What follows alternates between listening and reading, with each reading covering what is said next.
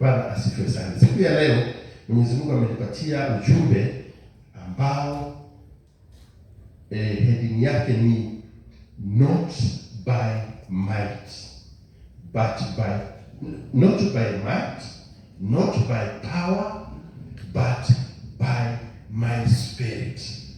Not by might, not by power but my spirit. Bwana asifiwe sana. Si kwa nguvu wala uwezo, si kwa nguvu wala uwezo, lakini ni kwa Roho wa Mungu. Bwana asifiwe sana. Tunajua tunaishi maisha tunayoishi wakati huu, hatuishi kwa sababu ya nguvu zetu, hatuishi kwa sababu ya uwezo wetu, hatuishi kwa sababu ya zile shahada tulipata shuleni. Tunaishi kwa sababu ya nguvu na uwezo wake Mwenyezi Mungu. Bwana asifiwe sana. Nataka kwanza tuweze kusoma kwenye kitabu cha Zekaria sura ya 4. Kama tunaweza kusoma kwa Kiswahili itakuwa mzuri zaidi. Zekaria chapter 4 from verse number 6. 4 from verse number 6 to verse number 9. Not by might. Wapendwa, kama ingekuwa by our might, kuna mambo tungefanikiwa. Sasa kuna watu ambao wako na nguvu wangeweza kufanikiwa, na wale ambao hawana nguvu hawangeweza. Lakini it is not by our might. Tunafanikiwa kwa sababu ya Roho wake Mwenyezi Mungu. Kama umefika unaweza kusomea Zekaria 4 kuanzia mstari wa 6 mpaka wa 9. Mpaka wa 9. Akajibu akaniambia akisema, hili ndilo neno la Bwana kwa Zerubabeli, usema, si kwa uwezo wala si kwa nguvu, bali ni kwa Roho yangu, asema Bwana wa majeshi. Na nani wewe, mlima mkubwa? Mbele ya Zerubabeli itakuwa nchi tambarare, naye naomba rudi hapo tena. Nani wewe, mlima mkubwa? Mbele ya Zerubabeli utakuwa nchi tambarare, naye atalileta lile jiwe la kuwekwa juu kabisa, pamoja na vigelegele vya neema ilikalie. Tena neno la Bwana likanijia kusema, mikono yake Zerubabeli imeiweka misingi ya nyumba hii, na mikono yake ndiyo itakayo imaliza. Nawe utajua ya kuwa Bwana wa majeshi amenituma kwenu.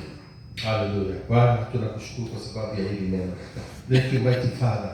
Maana hili ni neno letu, ya kwamba Baba, kile ulichoanza juu ya maisha yetu, mikono ile ambayo ilitumika ku lay the foundation ya kile ulianza juu ya maisha yetu, tutakuja kukimalizia katika jina la Yesu. Hatutakufa moyo, maana tunajua kuna mbegu uliweka juu ya maisha yetu. Kuna kitu tuliweza kuwekewa pale mwanzo kama misingi ya imani. And you mighty Father, kupitia neno lako, hii mikono yetu ambayo ilianza huo msingi, hii mikono itaenda kumalizia. We thank you Father, because there is hope. Kuna hope in our life. Tunajua Baba, kuna tumaini, kwa sababu tunajua chochote ulichopanga juu ya maisha yetu kitaenda kutimia. We thank you and we bless your name. Na ni katika jina la Yesu tuomba na kuamini. Amen. Amen. Amen. Bwana asifiwe sana.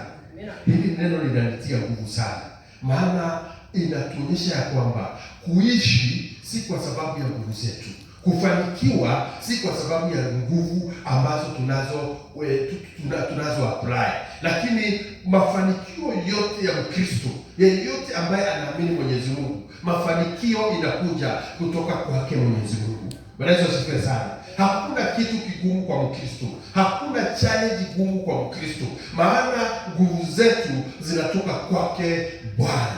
Bwana asifiwe sana. Nyakati zingine huwa tunafikiria ni watu, ati ukijiconnect na mtu, ukijiconnect na society, ukikati ndivyo utafanikiwa. Lakini kwetu twajua Mwenyezi Mungu ndiye the source of our success.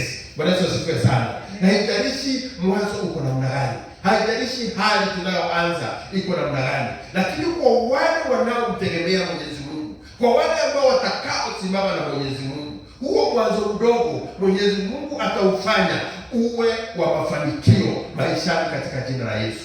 Bwana Yesu asifiwe sana.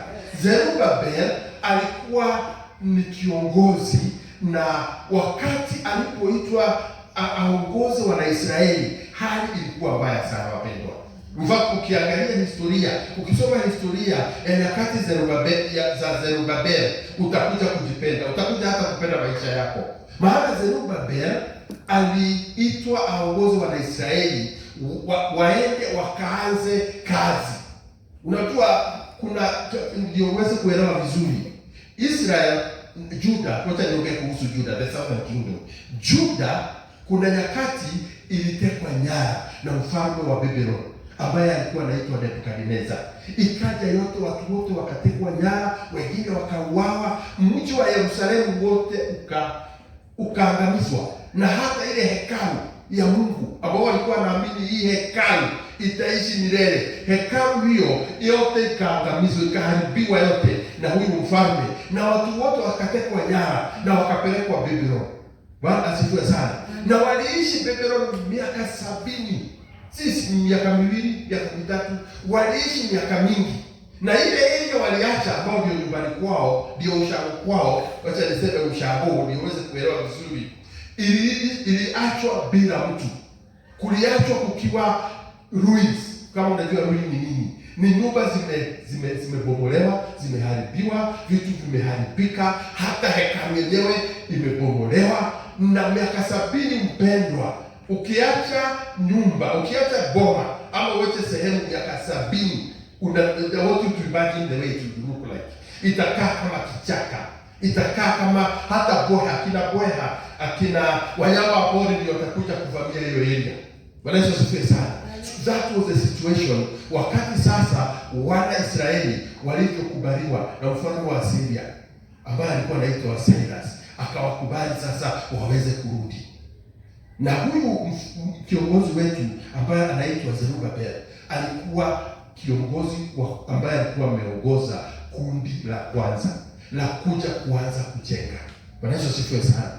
Na Zerubabel alikuwa na mzigo wa kujenga hekalu, ku-install the temple of God. Hiyo ndio ilikuwa mzigo wake. Na walipokuja wakasurvey na kuangalia vile hekalu inakaa, walishindwa tutaanza wapi? Ni wapi tunaanza hekalu? Maana hata ndani ya hekalu kushamea miti mikubwa, yaani tisibushe ndani, na kulikuwa hata sisi na kama hizi kulikuwa kumetengenezwa hekalu, ilikuwa kitu very smart. In fact, hekalu iliyojengwa na Solomon ilikuwa imejengwa hata na dhahabu. It was a good building, a beautiful building. Sasa imeharibika na hata miti imemea. Unaimagine the way it look like. Na hii sasa kazi ni Zerubabel hakikishe ya kwamba hekalu imejengwa upya. This is the situation I want you to look at it. Of course, tutaangalia kiroho what it means. Maana sisi ni hekalu ya mfalme. New Testament ukisoma the book of 1 Corinthians inasema kwamba miili yetu ni hekalu ya Roho Mtakatifu. Bwana Yesu asifiwe sana. So hakuna jengo ambao ni hekalu. Hekalu ni sisi. Sisi miili yetu ndipo Mungu, Roho wa Mungu anaishi ndani. Bwana Yesu asifiwe sana. Hiyo tutaiangalia, lakini kwanza nataka tuangalie the situation ya vile kazi ya Zerubabel ilikuwa inakaa kama haitawezekana. In fact, watu wengi kama wangepewa kazi kama hiyo, wangeambia Mwenyezi Mungu hapana, hii kazi siwezi. Hii kazi ni ngumu. Sijui kama ushawazi jaribu kwanza. Unajua ni rahisi sana. Nashukuru sana Nicolas hapo hivi. Ni rahisi sana kuanza mjengo. Ni rahisi sana. Kama wakati tulikuwa tunaanza huu mjengo. Ni rahisi sana kuanza mjengo fresh. John, si kweli? Lakini hakuna kitu kigumu kama repair. Yaani kulikuwa na mjengo ambao Mwenyezi Mungu alikuwa amepeana hata design ya kujenga, na sasa umetupwa uje sasa ufanye repair, uanze upya. Yaani Kile ambacho kimeharibika, zile walls zimeoza, uzimwage waanze upya. Ni kazi ngumu sana. Ni kazi ambayo hata kichwa kitaumia ukifikiria. And this is the situation that was there wakati wa Zerubabel. Na Nabii Zakaria alinenewa na Mwenyezi Mungu, akaambiwa pasha hii habari kwa huu kiongozi, mwambie ya kwamba kile anachohitaji si nguvu zake, kile anachohitaji sio ile degree alipata ya ujenzi, inaitwaje construction, ni architecture ama sijui ni engineering. Sio hizo vitu zinahitajika hapa. Kile kinachohitajika number 1 ni roho wa Mungu, ni nguvu zake Mwenyezi Mungu. Bwana Yesu asifiwe sana. Bwana asifiwe. Na mchana wa leo nataka mpendwa kukujulisha ya kwamba yale mambo tunayopitia mengine hatuwezi fanikiwa tukitumia nguvu zetu. Hatuwezi fanikiwa tukitumia uwezo wetu. Mengine yanakaa kama yako above our knowledge, yako above our power.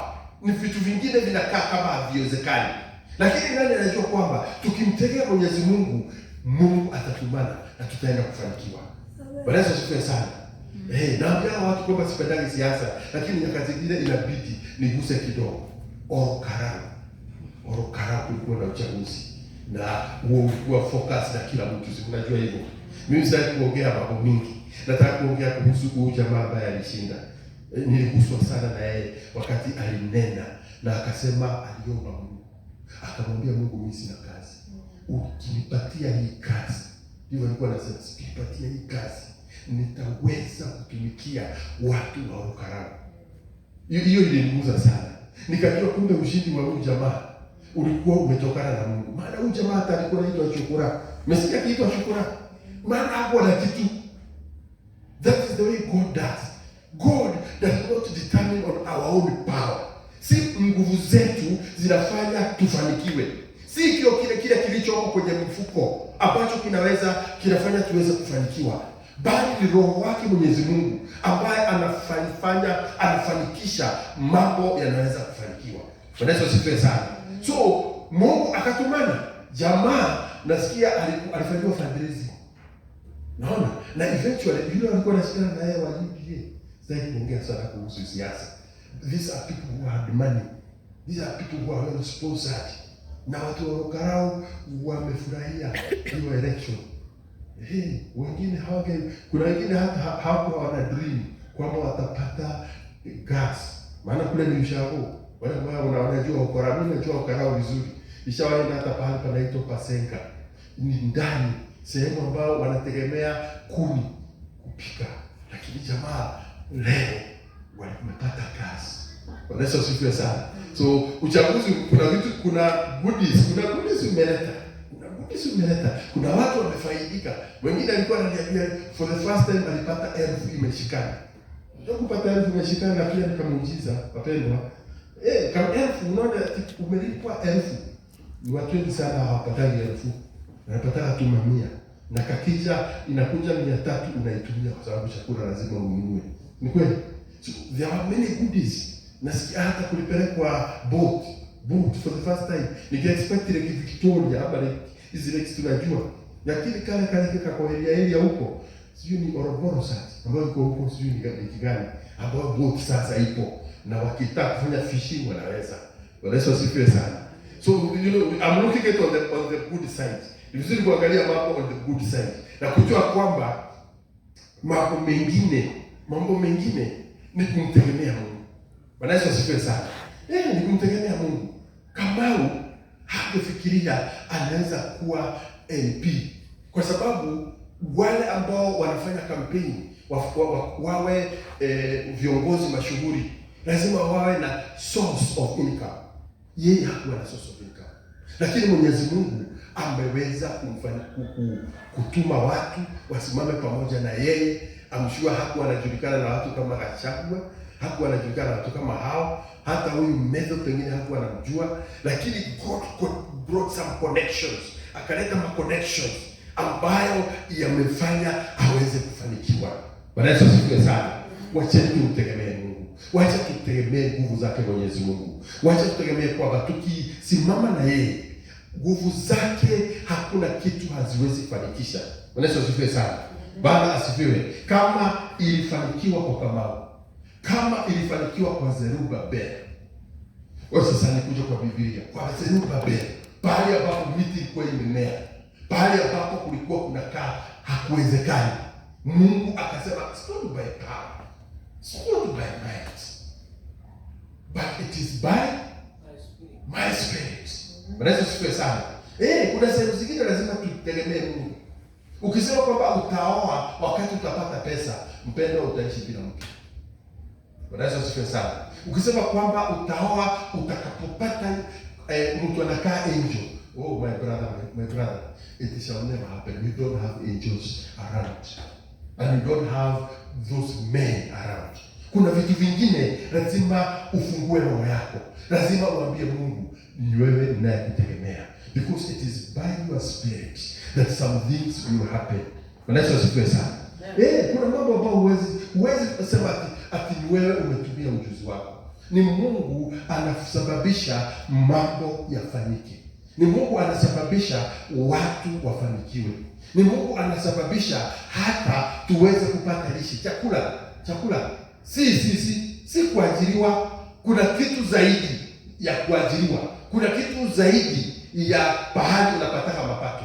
There is something that happens, and that is the power of God. Ni Mungu anafanya watu waweze kuwa wafanikiwe maishani. Bwana Yesu asifiwe sana. Huyu ni Mungu wa kutegemea. Na Zerubabel aliambiwa kabisa, utanitegemea mimi, utategemea roho yangu ndio uweze kufanikiwa. Wapendwa, Zerubabel alikuwa na watu, sitaki tusome sana hapo kwa sababu ya muda, lakini utagundua wale watu walifika na wao walikuwa watu wenye mahitaji. Walikuwa, unajua ni watu wametoka nchi ya utumwa. Sasa wametravel a very long distance. Hawana hata chakula. Na wewe ndiye kiongozi wao. Unategemewa uhakikishe wako settled na waanze kukusaidia kujenga hekalu. It looked like it was impossible. Lakini nashukuru Mungu kwa sababu kila wakati anatumaga mtu. Alituma Zekaria, na that is strong message.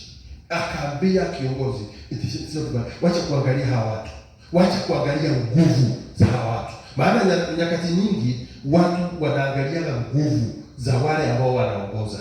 Bwana Yesu asifiwe sana. Nyakati zingine tunaangalia uwezo wa ile shamba tunalima. Bwana asifiwe sana.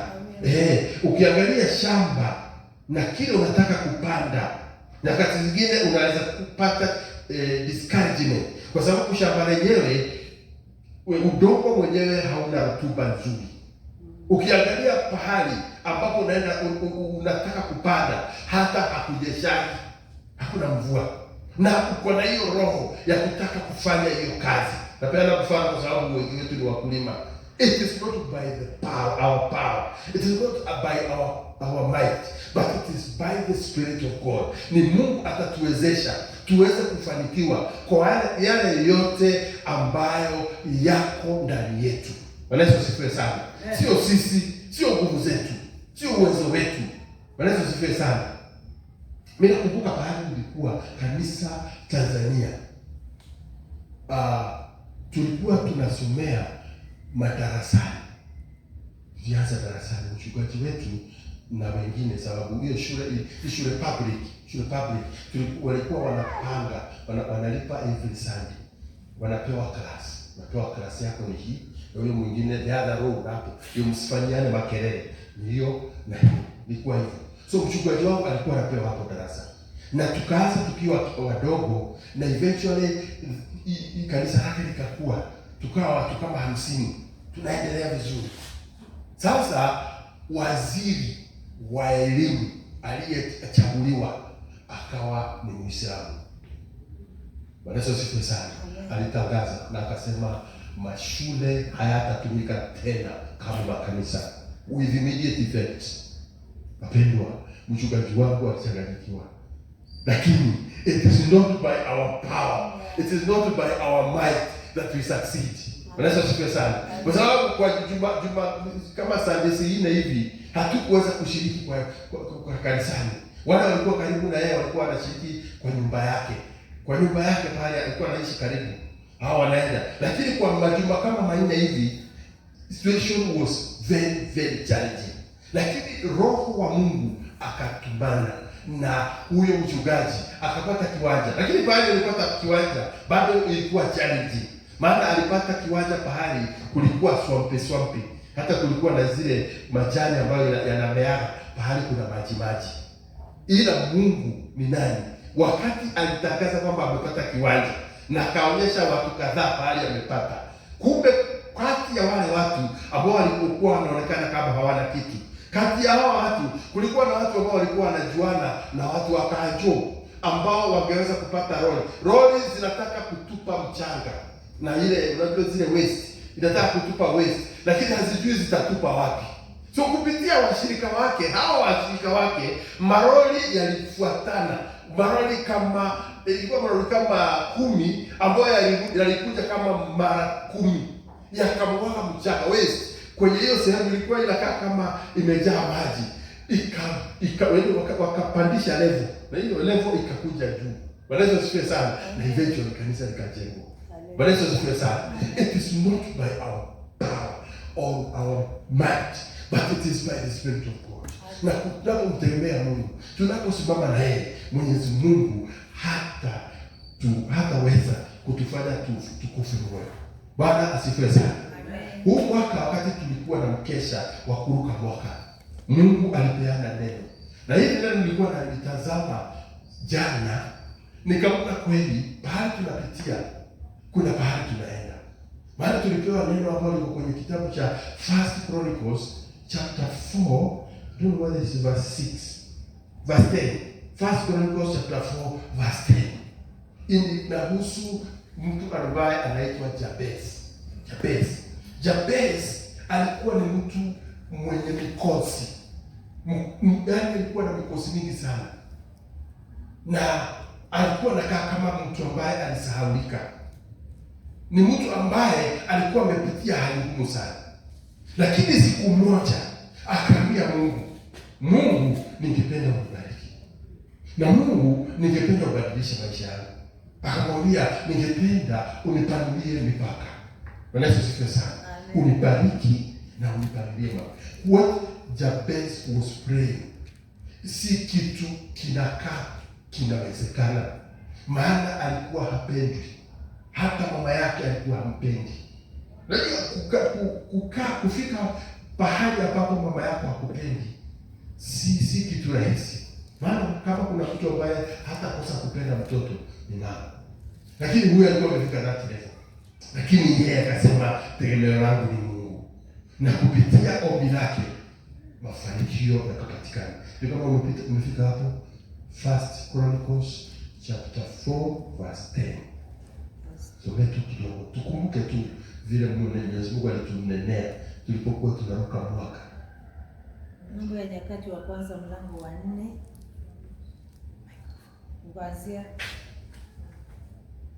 Kuanzia mstari wa 10. Yeah. Huyo Yabesi akamlingana Mungu. Akamlingana Mungu wa Israeli akisema, lao kwamba ungelinibariki kweli kweli na kunizidishia hozi yangu, na mkono wako ungekuwa pamoja nami, nao ungenilinda na uovu, ili usiwe kwa huzuni yangu. Naye Mungu akamjalia huyo aliyoyaomba. Haleluya. Bwana asifiwe sana. Kile tunachoomba ndicho Mwenyezi Mungu anatupatia. Na kwa hivyo mpendwa, usikose kumuomba Mwenyezi Mungu. Maana jambo lolote ambalo unalomuomba, jambo lolote unalomkumbusha kila nyakati, atalisikia na ataenda kutenda. Jabezi Mwenyezi Mungu alimsikia. Na yale yote mabaya alikuwa anafuata yakabadilika, na Mungu akamsikia na akabadilisha hali yake. Kupanuliwa mipaka ni ile hali sio tu ya kubarikiwa, lakini ni hali ya kuinuliwa from one level to another. Unaweza sana. Ni ile hali ambayo kama ulikuwa state yako ni hii, unajikuta kwenye another state. Sijui hiyo kama aliyechaguliwa Ukarao alikuwa anaishi wapi. Lakini kama alikuwa anaishi Kasiko Rubahari, now he knows very well. Kutoka wakati ilitangazwa, maisha yake yalibadilika. Huyu jamaa hata kama baiskeli hakuwa. Lakini wakati ilitangazwa, hata ni watu wanagombania kumpatia gari. Wanasema sifiwe sana. Situation changes, wapendwa. Situation changes. Kuna mambo yanabadilika. Mimi nilimtazama kwa TV wakati sasa alikuwa anaitiwa certificate ya yeye ameshinda. Hata ilibidi kwanza afanye hivi, alifanya hivi. Maana hata yeye bado alikuwa haamini. Unajua kuna mambo yanafanyika mpaka unajiuliza, ni mimi kweli? Ni mimi kweli nafanyika? Wakati mwingine hata unajiboka kofi. Ndio usikie kabisa ni wewe. Ujue kabisa ni wewe. Kuna my brother alikuwa anaambia kuna wakati alijichuna. Akajichuna kabisa, asikie uchungu, ajue ni mimi imenifanyikia. There are times when things happen.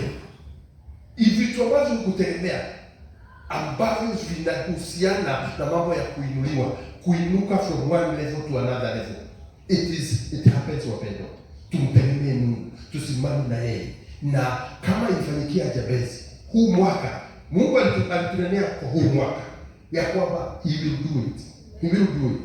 Na ndio sababu nimwambia niliangalia hili mambo nikawaza kuhusu hili kanisa. Na ndio sababu hata testimony ya Nicholas imenijenga sana. Ikiongea kuhusu manyoya ambapo lazima tuanguke, ndio manyoya yenye nguvu yaweze kuchipuka. Bwana Yesu asifiwe sana. Maana Mwenyezi Mungu hawezi kubali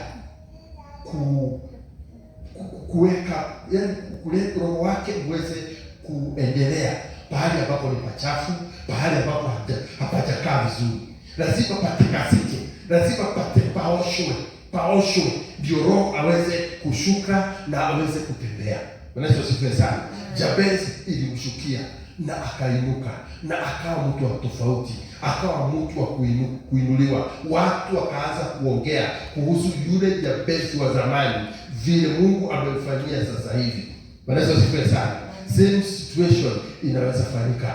Bwana asifiwe sana kwa maisha yetu. Kwa hivyo wapendwa, tusikufe moyo. Something great God is going to have to do in our lives katika jina la Yesu Kristo. Kile ambayo Mungu sana kukugusa ni kazi Zerubabel alikuwa afanye. Ilikuwa ni kazi ya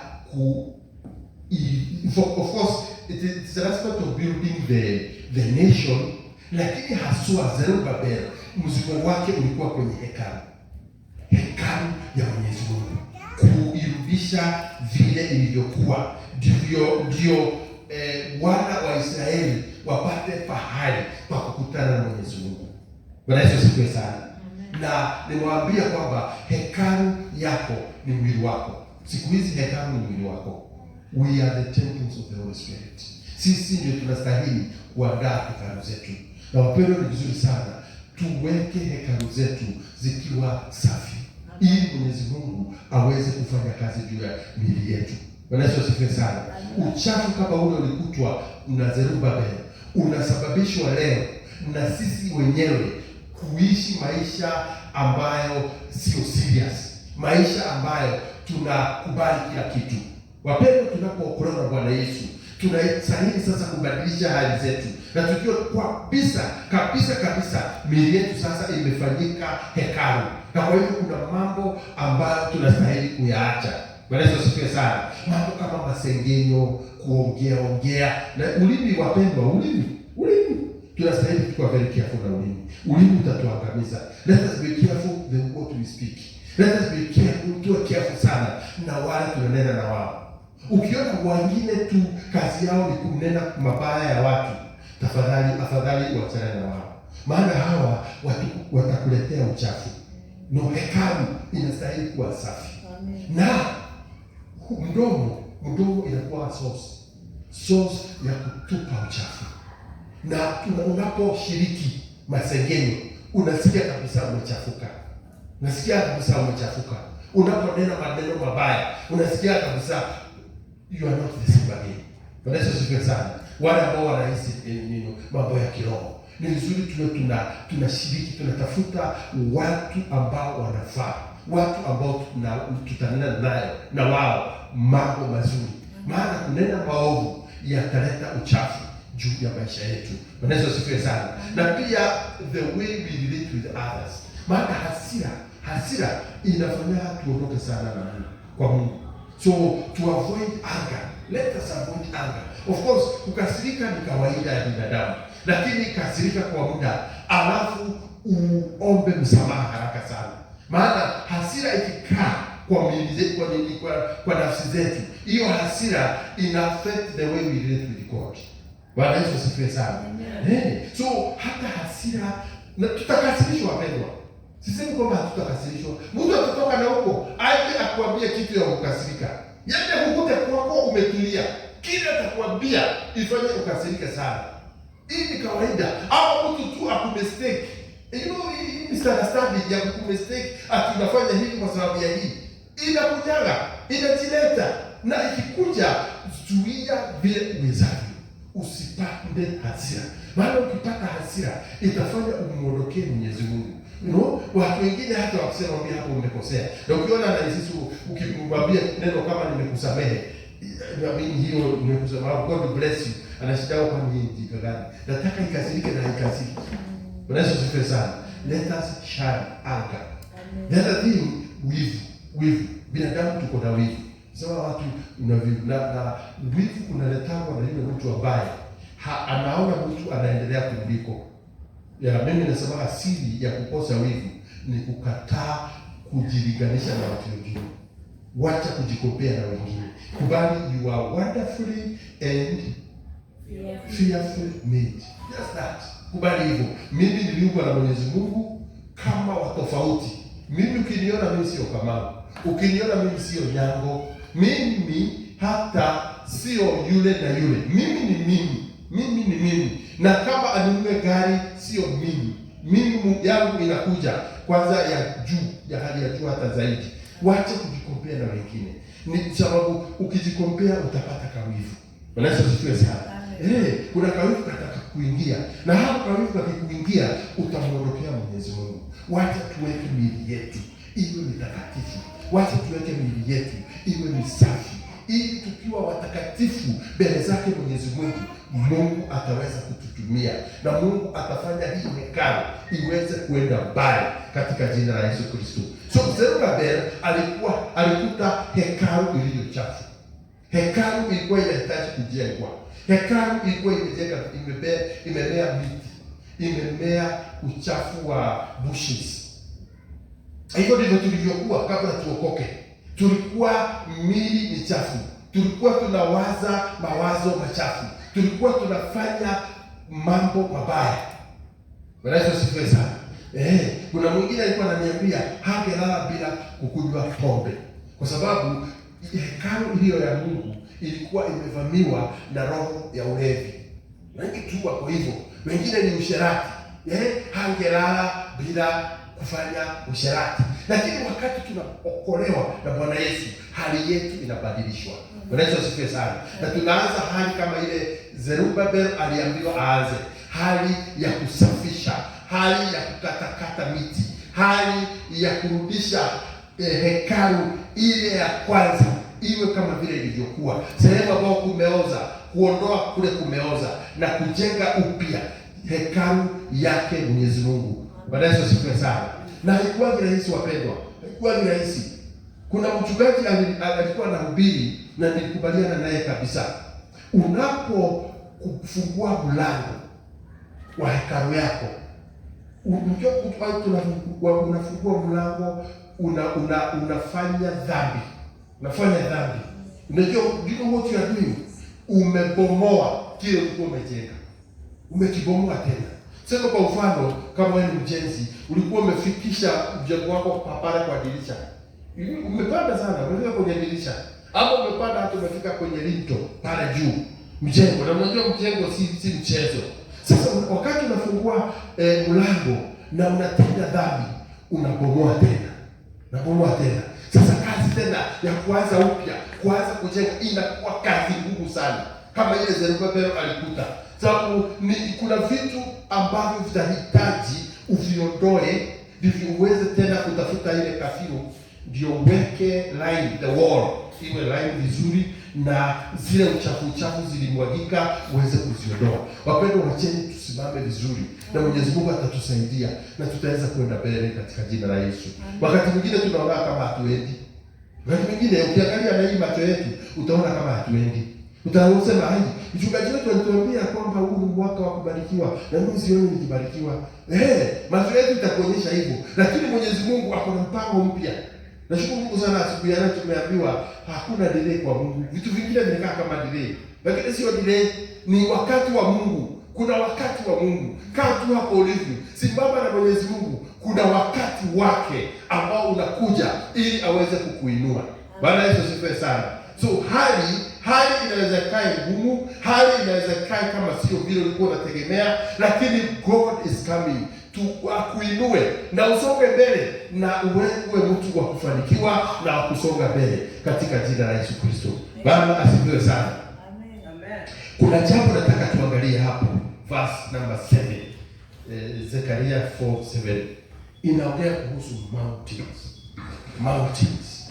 Kuna milima. Uko hebu soma. Inasema, nani wewe mlima mkubwa? Mbele ya Zerubabeli utakuwa nchi tambarare. Haya, nafikisha tu hapo. Mlima mkubwa inaongea kuhusu obstruction. Kuna vitu on the way utakuta ambavyo vitazuia, vitu vinavyozuia maendeleo, vitu vinavyozuia kusonga mbele. Yesu asifiwe sana. Vitu vingine ambavyo vinazuia kusonga mbele vinakaa kama vizuri, lakini Mungu ataviondoa. Kuna vitu Mwenyezi Mungu ataviondoa na utashangaa kwa nini vimeondolewa na Mwenyezi Mungu. Kumbe vilikuwa milima. Kuna challenges maishani. Kuna vitu kuna mtu anapitiana na unakosa kujielewa. Why is this happening? Kwa nini Mwenyezi Mungu ameruhusu hii ifanyike? Yesu asifiwe sana. Amen. Kuna mtu alikuwa ananiambia alikuwa anafanya kazi. Alikuwa ameajiriwa na Mhindi. Na hiyo kazi alikuwa anafanya na moyo wake wote. Akainuliwa, akafanyika supervisor. Alikuwa tu mtu mdogo, akainuliwa akafanyika supervisor. Na akawa yeye alikuwa wa kwanza kuingia kwenye kampuni. Na anahakikisha mambo yote yanaenda sawa, watu wote wale wameingia wamejiandikisha, na wameandika ile time wameingia, ana supervise kazi inafanyika vizuri mpaka jioni, records zake zilikuwa very clean, kila kitu kilikuwa sawa. Bwana asifiwe sana. Eventually kitu kikatokea kwa kampuni na kikamwangukia. Ikasemekana yeye kuna mashini iliibiwa. Ikasemekana yeye ndiye alipanga. Yes, ndiye supervisor. Siaulizwe yeye. Na akakwambia Mhindi akakubali. In fact, aliniambia alilala sera. Na kwa jambo hilo hapo amefanya. Na imemwangukia ya kwamba yeye ndiye mkubwa, yeye ndiye anaelezea, yeye ndiye akona funguo na hakukuwa kumevunjwa. Bwana asifiwe. So that was bad for him. Very bad for him. Kumbe Mungu alikuwa anamwandalia kitu kikubwa hata zaidi.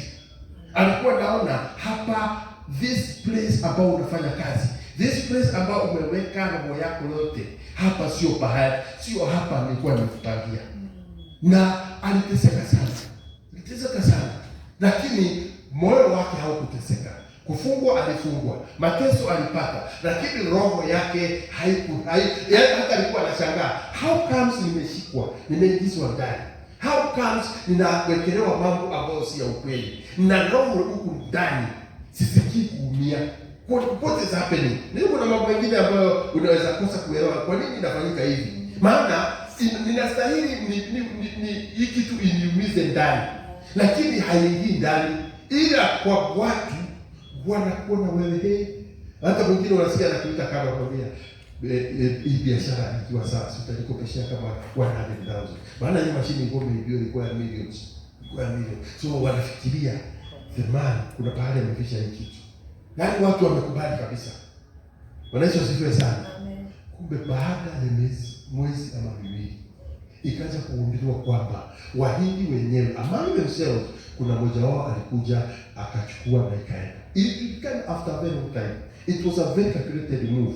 Lakini kati ya watchmen, kuna wale watchmen ambao walipewa chapaa wasiongee. Lakini kuna mzee mmoja alikuwa ameajiriwa kwa hiyo kampuni for a long time. Akaona lakini na hakupewa kitu. Maana yake hakuwa due to that day.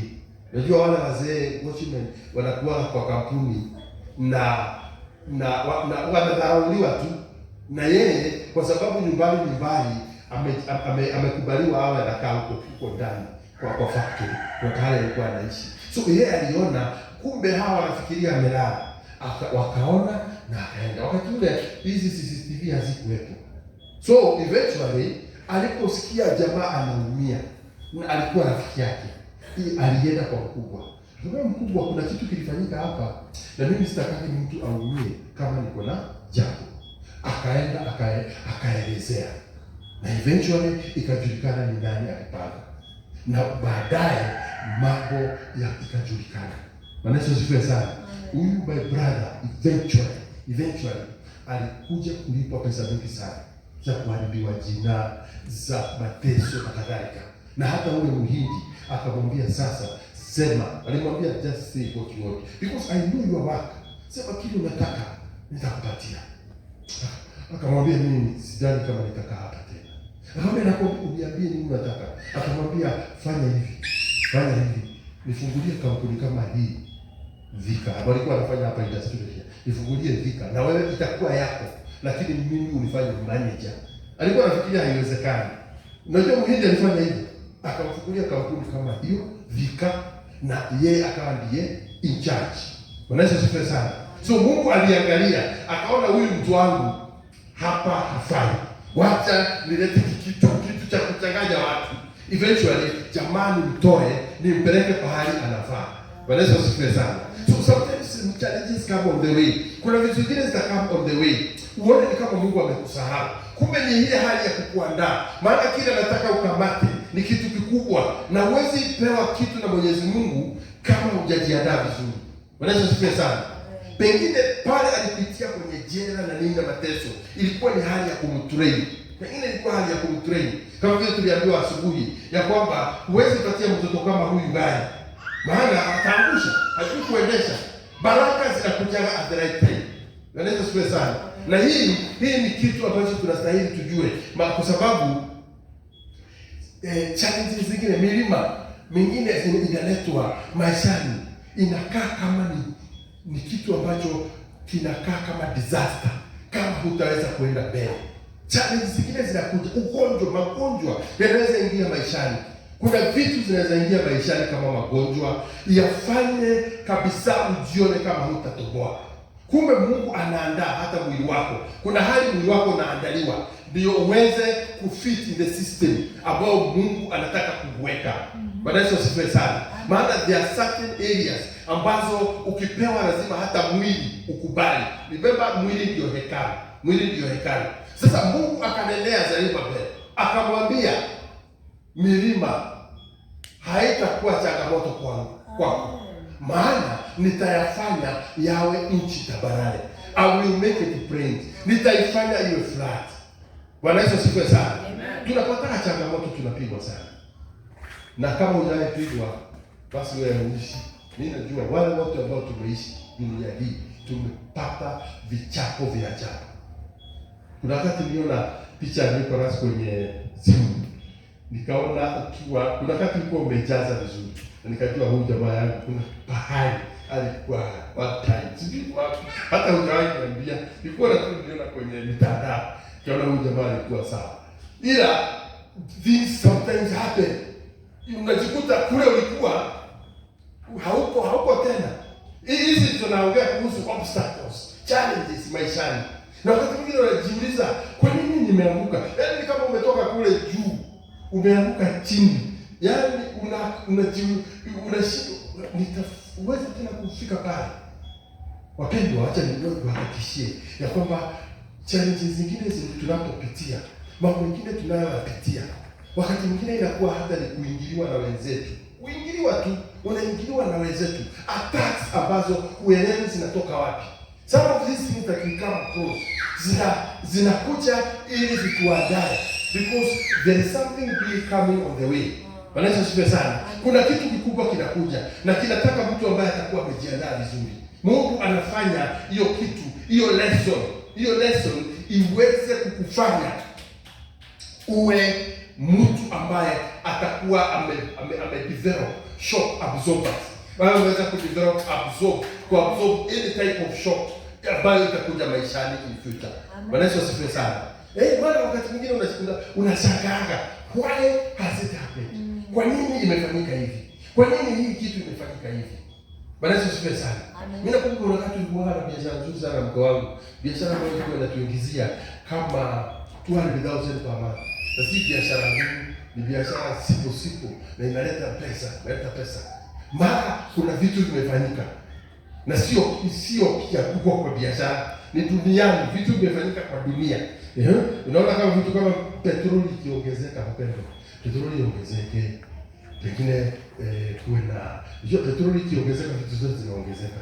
So kuna biashara huwa zinapata shika kwa sababu ya the economy ya nchi, economy ya dunia. Sometimes tunaona kama Mungu ametuachilia. Sometimes hata tunajiuliza kama swali, why this happened? Wanasifiwa sana. Wakati wa corona is a very good example. Corona ilifanya biashara nyingi sana zifungwe. Biashara kama za hotel business. Maana hotel zote zilifungwa kwa sababu corona imetokea. Transport business zilifungwa kwa sababu watu waliambiwa hakuna tena kwenda ushago. Ninakumbuka Nairobi, watu wa Nairobi walikuwa wanakubaliwa kuja Kitengela mpaka sadiki nini ilikuwa pale mbele. Ile ni ya kuzuia watu wasiende rural areas. Kufika Nairobi, ukienda na ukifika ungeweza kwenda na huko mbele. No, yaani kufungwa, watu kufungiwa. Watu walifungwa, Nairobi walifungiwa. Walikuwa kwenye biashara ya transport, waliadhirika pakubwa sana. Haya, sisi tulikuwa tumepanda mero wakati huo pale Kamana, na hapo tulikuwa tumepanda mero, na ilikuwa harvest time na shule zimefungwa, hoteli zimefungwa. Mero inaliangwa na nani? Na shule. Inaliangwa na hoteli. Kumefungwa, wapendwa. Hizo vitu tuliuza kama kutupa. Tulikuwa tumeinvest kama 6,000 na tulipata 600,000 na tulipata kama 250,000. Hasa ilikuwa hasara. Unakati shaka msinakuja kama maishani.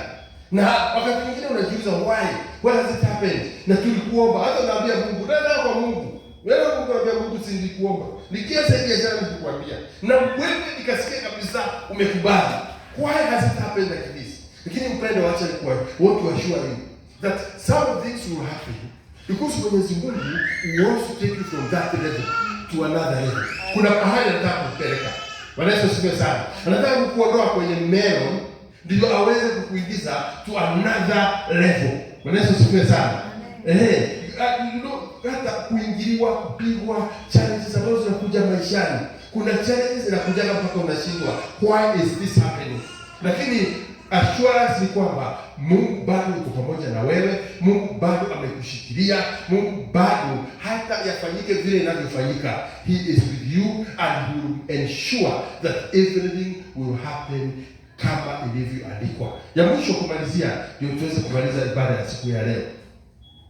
Mungu aliashua Zerubbabel kitu kimoja, ya kwamba ile kazi ulianza, ile foundation uliset, nitahakikisha mkono huo wako ambao ulianza hiyo foundation ndio utakuja kumalizia.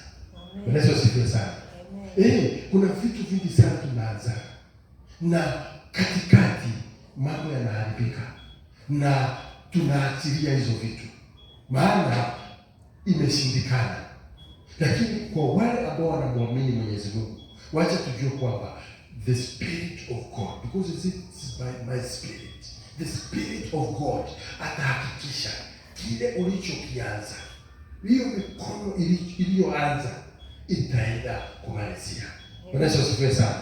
hata mambo yawe magumu namna gani, hata biashara iwe ngumu namna gani, hata hali ya kifedha iwe ngumu namna gani, kile Mwenyezi Mungu alichokianza na akakubariki nacho na akakwambia hii ni yako, usikate tamaa, usikate tamaa, maana Mungu bado anaangalia, bado Mungu anajua kicho ulichoanza nacho na utaenda kumalizia. Zerubbabel akiambiwa hivyo, they had two main challenges. The first challenge ilikuwa finance. Hakuna pesa ya kujenga. Watu wake badala ya pesa za kujenga walikuwa wanahitaji pesa ya kununua vyakula, wale ambao wamekuja na wao. So he had a financial challenge. Na hii ndio situation ambayo tunapitia hata leo wa Kristo, ya kwamba tuko na challenge ya finances in every direction. Huu sio ule wakati ambao benki zilikuwa zinakuja kutafuta watu. Unajua kuna wakati benki zilikuwa zinatafuta watu ziwapatie loans, wafanye development. This time round situation imebadilika. Kuna financial challenge. Na hivi ndivyo Zerubbabel alikuwa. Na akiangalia kile kazi amepewa, alikuwa anaona kama hataweza kuimalizia kwa sababu hata fedha hakuwa nazo. Mpendwa, wacha nikuencourage. Kile ulichoanza na Mungu, Mungu atahakikisha umekimalizia katika jina la Yesu. And it is not by power, si kwa pesa zile ulizo nazo, si kwa sababu ya nguvu zile ulizo nazo, lakini Roho wa Mungu ataingilia kati na utaweza kumalizia vizuri katika jina la Yesu Kristo. Kama Zerubbabel alimaliza kujenga hekalu, na nabii Zekaria, kulikuwa na nabii Zekaria na nabii Hagai, wakamsaidia kwa hii maneno yale Mungu aliwapatia, na hekalu ikasimama na mijengo ya watu wa Mungu yakaanza kusimama. Vivyo hivyo nasi wacha tumtegemee Mungu, wacha tusimame na yeye. Hali zinaweza kuwa ngumu, mambo yanaweza kuwa hayaendi kama vile tulivyokuwa tunayategemea. Kunaweza kuwa kunakuja milima ya magonjwa, kunakuja milima ya kukosa hela, kunakuja milima ya kuingiliwa na watu, kunakuja milima ya contract ulikuwa umesaini inapotea. Vitu vinaweza kuja vingi sana maishani, lakini let me assure you, whatever God started with you, God atahakikisha ya kwamba itamalizia vizuri katika jina la Yesu. Wacha tukubali Mwenyezi, wacha tukubaliane in the name of Jesus ya kwamba maisha yetu iko mikononi mwake. Chochote ambacho tunacho ng'ang'ania kukifanya, maana tulikianza na yeye, wacha tuamini ya kwamba kitaenda kutendeka. We thank you mighty Father because of your word today. We declare katika jina la Yesu, kama vile ulivyomwahidi Zerubbabel ya kwamba kile alianza ataenda kukimalizia yeye mwenyewe. Hiyo ndivyo tunataka kuamini mchana wa leo, ya kwamba ile kazi nzuri tulianza na wewe itaenda kumalizika vizuri katika jina la Yesu.